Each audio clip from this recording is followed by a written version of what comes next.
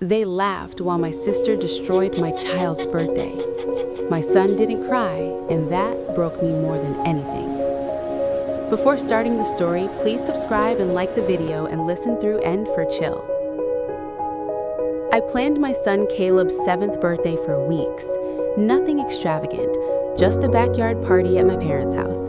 Balloons taped to the fence, a rented bounce house, pizza boxes stacked on a folding table, and a chocolate cake with too much frosting because that's how Caleb liked it. Caleb had already been through enough for a kid his age. His father and I divorced 2 years earlier, and while I tried to keep life stable, birthdays still mattered to him more than anything. They made him feel seen. My parents offered to host, and I agreed, even though my sister Vanessa would be there. Vanessa was 3 years older than me, louder, sharper, and always the favorite. She had a way of smiling while cutting people down, then acting confused when anyone called her out. Still, I told myself, it's one afternoon for Caleb. The party started well. Kids ran barefoot through the grass, parents chatted, my mother fussed over the cake. Caleb sat cross-legged on a picnic blanket, carefully stacking his gifts beside him. He didn't tear into them like other kids. He opened them slowly, thanking each person with a shy smile. That's when Vanessa stood up. She clapped her hands loudly. "All right, everybody, let's make this fun. Let's do a real gift opening." She walked over, grabbed one of the boxes, and tossed it toward Caleb. It landed hard. The toy inside cracked. Some people laughed, nervous at first. "Oops," Vanessa said, smirking. "Guess that one wasn't packed very well." I stood up. "Vanessa, stop." She ignored me. She grabbed another gift, this time a remote control car, and shook it violently before dropping it. Something snapped inside. "Vanessa," I said louder, "that's enough." She turned to the crowd. Relax. Kids bring toys all the time. Or are we being sensitive today?" More laughter. Louder this time. Caleb didn't cry. He just stared at the broken car. That was the part that destroyed me. Vanessa continued. She opened boxes wrong, ripping wires, bending plastic, tossing packaging aside like trash. A science kit shattered. A puzzle box split open and spilled pieces into the grass. A small keyboard cracked down the middle. Each time, someone chuckled. My mother said nothing. My aunts said nothing. Even my father stayed seated until Caleb quietly stood up. He walked over to me, pressed his face into my stomach, and whispered, "Mom, it's okay. I didn't need them anyway." I felt my knees weaken. That's when my father finally stood. He didn't shout. He didn't raise his voice. He just said calmly, "Vanessa, stop. Now." She laughed. "Oh, come on, Dad. It's just stuff." He walked over to the table where all the broken toys lay. He picked up the shattered keyboard. Then he turned to the guests. "Does anyone here think this is funny?" No one answered. The silence felt heavier than the laughter ever did. My father looked at Vanessa.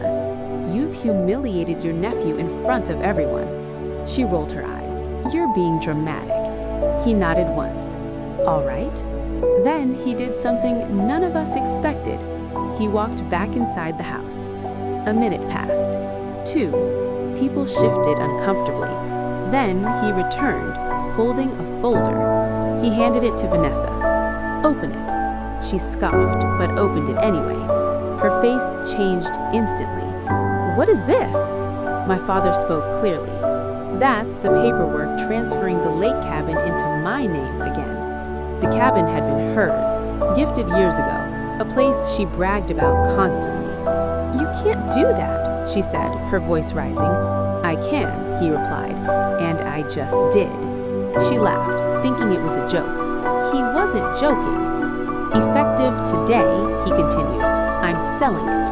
The money will go into a trust fund for Caleb, for college, for therapy if he needs it, for replacements of everything you destroyed." Vanessa's face turned red. "You're choosing her kid over me?" My father looked at her, really looked at her for the first time in years. "No," he said quietly, "I'm choosing decency." No one laughed now. Vanessa stormed out. my mother cried. Some relatives left early. Caleb didn't fully understand what happened, but he knew something changed. Later that night, after the guests were gone, my father sat beside Caleb and said, "I'm sorry it took me so long to speak up." Caleb nodded, then asked, "Does that mean I did nothing wrong?"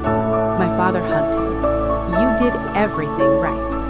That night, as I tucked my son into bed, he smiled and said, "Mom, today still felt like my birthday." And for the first time in years, I believed that sometimes justice doesn't come loud, it comes overdue.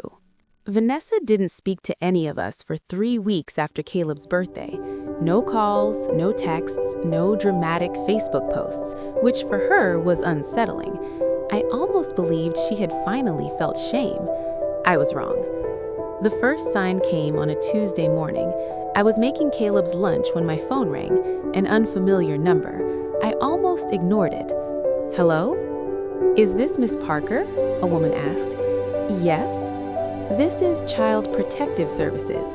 We need to speak with you regarding a report filed about your son." The room tilted. "What report?" She paused, choosing her words carefully. "There are concerns about emotional neglect, unsafe living conditions, and potential financial exploitation of a minor." My hands started shaking. I knew immediately. Vanessa. The caseworker arrived that afternoon.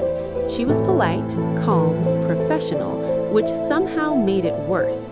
She asked about Caleb's room, his meals, his school attendance, his therapy sessions after the divorce. I answered everything honestly. Caleb sat quietly on the couch, clutching his stuffed dinosaur. Then the caseworker said, "The report states that after a family incident, your son's gifts were destroyed and no action was taken to protect him." I swallowed. "I did protect him." She nodded. "I believe you, but we still have to document." The visit ended without incident, but the damage was done. That night, Vanessa posted on Facebook, "Funny how some people cry justice when they're just bad parents hiding behind drama." I didn't respond. 2 days later, Caleb came home from school crying. "Mom," he whispered, "a kid said his mom heard I might get taken away." That was it. I drove straight to my parents' house. My father already knew. "She called me yesterday," he said quietly. "She wanted the cabin back." I laughed, sharp and broken. "So this is punishment?" He nodded. "She told me if I reversed the trust, I'd let things go." My mother sat in the corner, silent. I asked, "Did you know she'd call CPS?" My father's jaw tightened. "No." And that's where she crossed from cruel to unforgivable. That evening, my father made calls. He wasn't angry anymore. He was methodical. Vanessa forgot something about our father. He documented everything. He pulled old records, emails where Vanessa bragged about teaching Caleb a lesson, texts where she admitted breaking the toys on purpose, voicemails where she threatened to make things uncomfortable if she didn't get what she wanted. But the worst part? He uncovered something none of us expected. The lake cabin wasn't just a vacation home. Vanessa had been renting it illegally for years, cash only, and never reported the income. My father handed everything to a lawyer. Then he called Vanessa. She showed up confident, smiling. "Ready to stop this nonsense?" she asked. He slid a folder across the table. "This," he said, "is evidence of filing a false report. And this," sliding another folder, "is tax fraud." Her face vanished. "You wouldn't," she whispered. "I already did." For the first time in her life, Vanessa cried. Not loud, not dramatic, terrified. She tried to bargain. She tried to blame me. She tried to claim she was protecting a child. The lawyer shut that down quickly. Within a week, CPS officially closed the case, noting malicious intent. Vanessa was ordered to cease all contact with Caleb. An investigation into her finances began. She lost more than the cabin. She lost her job when the investigation became public. And the family? They stopped laughing. At the next family gathering, months later, no one mentioned Vanessa's name. Caleb played in the yard, laughing freely, unafraid. That night, he asked me, "Mom, Aunt Vanessa doesn't like us, does she?" I hugged him tightly. "No," I said, "but that's okay. Not everyone deserves access to you." He smiled and went back to his toys, new ones, carefully chosen, never broken. As for Vanessa, the last message she sent me read, "I hope you're happy." I didn't reply, because happiness isn't revenge. It's safety, it's peace, and it's knowing that cruelty eventually tells on itself. Vanessa came back in winter, not with drama, not with apologies posted online. She showed up at my father's house on a gray afternoon, thin, pale, wearing a coat that didn't quite fit her anymore. The cabin was gone, the job was gone. Most of her friends had disappeared when the investigation started. Rock bottom at a sound. It was the knock on the door. My father answered. She looked at him like a child who'd finally realized the ground wasn't coming back. "I just need to talk," she said. He let her in. I wasn't supposed to be there that day, but I was, sitting at the kitchen table helping Caleb with homework. When he looked up and saw her, he froze. Vanessa smiled, cautious, fragile. "Hey, buddy." Caleb didn't respond. He stood, walked behind me, and pressed his hand into my back. She noticed. Her smile cracked. "I'm not here to cause trouble," she said quickly. I've had time to think." My father gestured to the chair across from him. "Sit." She sat. Her hands shook. "I know I messed up," she said. "I went too far. Too far. Not wrong, not cruel. Too far." She looked at me. I was angry. "You took everything from me." I said nothing. "I lost my job," she continued. "My apartment. I'm staying with a friend who's tired of me." Still no apology. Then she said the thing I will never forget. "I need help." My father nodded once. "What kind?" She hesitated. "I need money, just until I get back on my feet." Silence. Caleb shifted behind me. "And," she added softly, "I want to see my nephew again. He deserves family." That's when I stood. "No," I said. She flinched. "You don't get to use my child as emotional rehab. You don't get to practice being better on him." Tears spilled down her face. "I'm his aunt."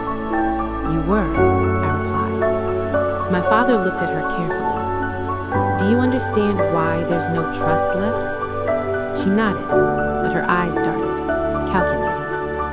"I'd never hurt him again," she said quickly. I asked quietly, "Do you remember him holding that broken keyboard?" She looked away. That was my answer. My father reached into his pocket and placed a folded paper on the table. "What's this?" she asked. "A list," he said. "Therapists, job placement centers, shelters." Her face hardened. "So that's it?" "That's help, just not the kind you want." She stood abruptly. "You're choosing her again," she snapped. My father's voice was steady. "I'm choosing the child you traumatized." She laughed, hollow and sharp.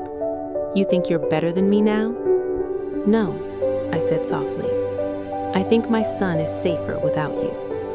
She stared at Caleb one last time. He didn't look back. She left without another word.